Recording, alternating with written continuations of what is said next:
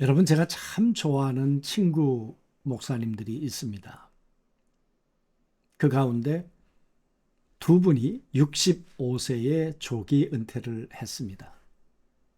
한 분은 개척을 해서 약 한 3천 명 정도 모이는 나름대로 젊음을 불태웠던 그런 전도자요 목양자였습니다. 식당에서 마주하고 둘이 밥 먹을 시간이 있었습니다. 그런데 그 친구가 그렇게 얘기를 했습니다. 나 내년에 은퇴하기로 했다. 아니, 왜 그렇게 조기 은퇴를 하는가? 그랬더니 이렇게 얘기했습니다. 미안해서 더 이상 못하겠어. 성도들에게 너무 미안해.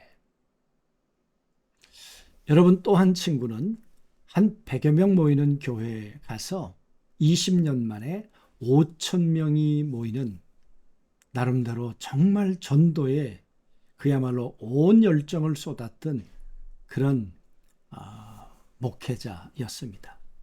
그 친구도 똑같은 이야기를 했습니다.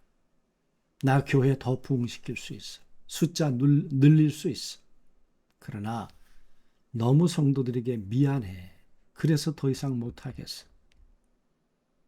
여러분, 저도 조금 일찍 조기 은퇴를 했습니다마는 은퇴를 앞두고 성도들에게 가장 많이 했던 말은 미안하다는 말이었습니다. 정말 내가 이 한 분 한 분에게 예수 그리스도를 바로 전했을까? 성경이 말하는 믿음 안에서 살도록 이분을 그렇게 내가 목양했을까? 그런 질문 앞에 설 때마다 성도들을 향해 갖는 미안함. 여러분, 오늘 요한복음 말씀을 보면서 왜 반복되는 이야기가 계속 되고 있을까? 요한은 왜 같은 이야기를 이토록 반복하는 것일까? 오늘 요한복음 7장 25절에서부터 36절까지 말씀에서도 결국은 믿음에 대한 이야기입니다. 유대인들이 예수님에 대한 믿음을 바로 갖고 있는가? 아니었다는 거예요. 오늘 이 이야기를 요한이 도미티안 황제에 의해서 박해를 당하고 있는 그 성도들에게 이 이야기를 또 들려주는 이유가 뭐겠습니까?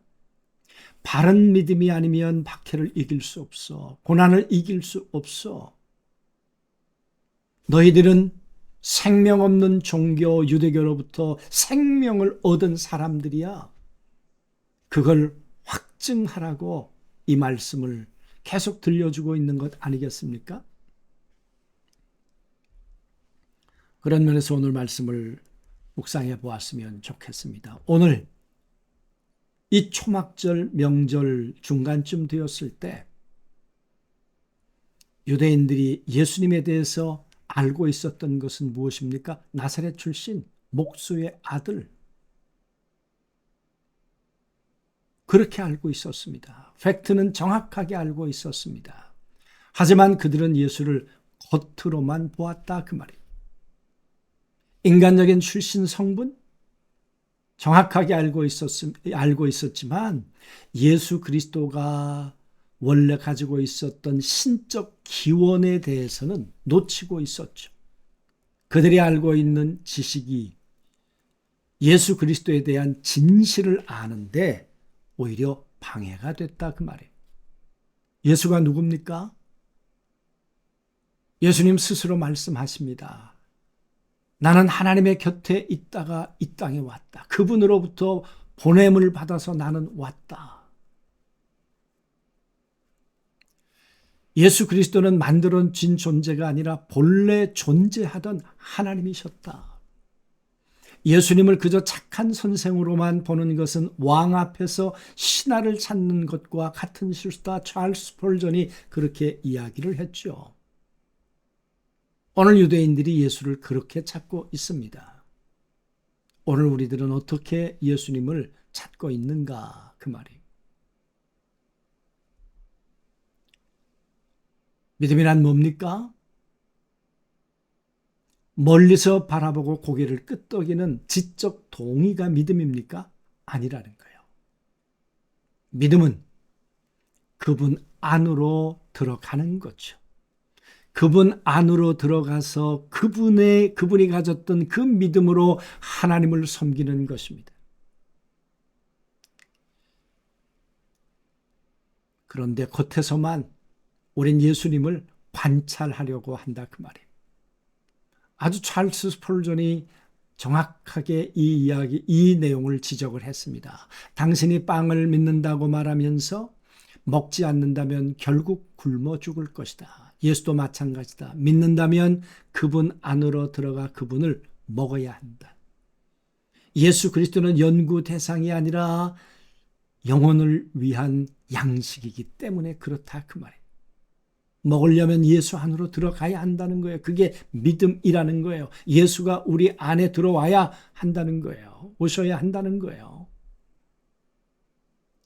오늘 예수님은 그 많은 유대인들이 위협을 했습니다. 당국자들이 그야말로 예수를 잡으려고 위협을 했습니다. 그때 예수님 말씀하셨죠.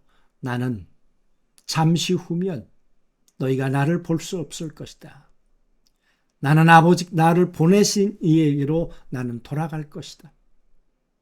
이 말을 알아들었겠습니까? 아버지께로부터 왔다가 십자가의 죄를 위해 돌아가시고 그리고 부활하셨다가 하나님께로 다시 돌아가신다는 이 영적인 하나님의 세계를 오늘 유대인들이 마음을 열고 받아들여 그분 안으로 들어가 믿었겠는가 그 말이에요. 그래서 예수님은 안타까움이 있으셨어요. 그래서 예수님은 정말 가슴이 아프셨다 그 말이죠. 여러분 열심히 찾아도 만나지 못할 수 있습니다. 종교 생활을 한다면. 도덕적인 노력으로 성경을 공부하는 것만으로 여러분 예수님을 만나지 못할 수 있습니다. 왜냐하면 예수님을 밖에서 예수님에 관해서만 공부하려고 하기 때문에 그렇습니다. 예수님과 관계가 맺어지지 않는 종교는 공허한 메아리일 뿐입니다. 생명이 없다 그 말이에요. 스펄전이 한 번 더 이런 얘기를 했습니다. 지옥에는 예수를 찾았던 사람들이 있다. 그러나 천국에는 예수 안으로 들어온 사람들만 있다. 오늘 우리의 위치는 어디입니까? 문 밖에서 서성이고 있습니까? 아니면 문을 통과해서 예수 그리스도 안에 있습니까?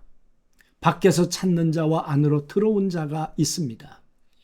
믿음은 밖에서 찾는 자가 아니고 믿음은 예수 그리스도 안에 들어온 자를 믿음이 있다고 말한다 그 말이에요. 오늘 예수님이 계실 때 오해하고 있기 때문에 끊임없이 반복하고 있는 것이고 초대교회 성도들이 이 믿음이 흔들리면 박해를 이겨낼 수 없기 때문에 요한은 또 이 글을 쓰고 있었다 그 말이죠. 한번 우리 자신들을 향해 질문해 보면 좋겠습니다. 나는 예수를 멀리서 관찰하고 있는가? 그렇다면 기도하면 좋겠습니다. 예수님, 내 안으로 들어와 주십시오. 제가 주님 안으로 들어가겠습니다. 착한 사람이 되려 하는가? 예수 그리스도를 의지하려고 하는가?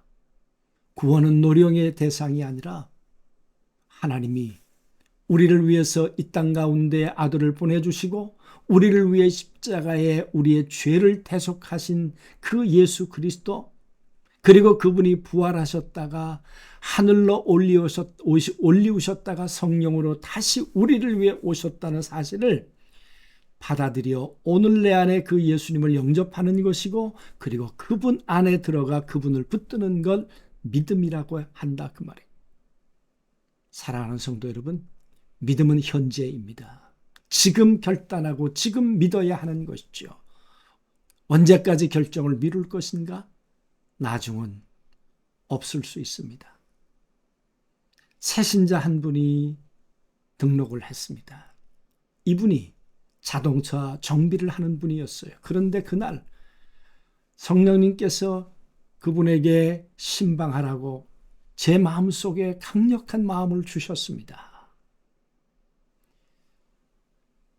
가서 복음을 전하라고 그랬는데 글쎄 제가 그날 가질 못했습니다. 그런데 그날 저녁에 운전을 하고 가다가 전부산대를 들이받아서 즉사해버렸습니다. 저는 지금도 그 불순종에 대해서 얼마나 가슴 아파하는지 모릅니다. 가장 완벽한 타이밍은 지금입니다. 지금 예수 안에 있는가? 믿음은 언제나 현재형입니다. 오늘 이 말씀을 나 자신에게 적용해 보면서 기도하는 아침이었으면 좋겠습니다. 전능하신 아버지,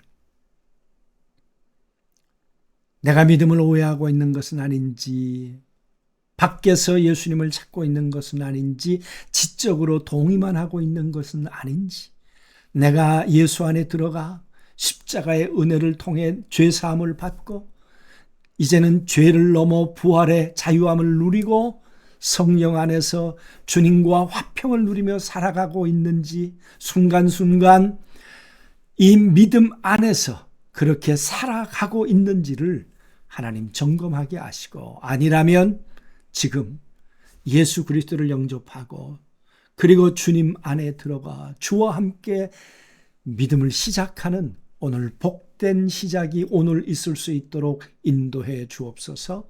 예수 그리스도 이름으로 기도하옵나이다. 아멘.